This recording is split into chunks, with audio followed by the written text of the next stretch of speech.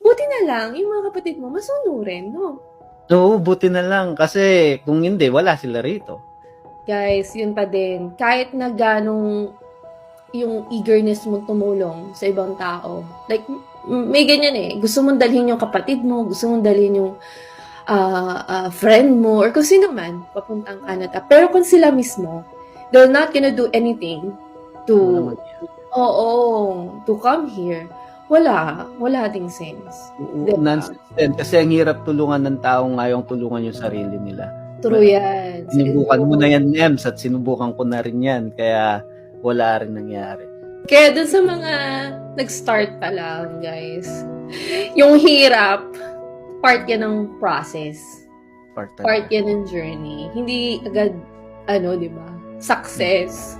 So, lahat kami, like Kuya Al, we started from scratch, guys. From scratch.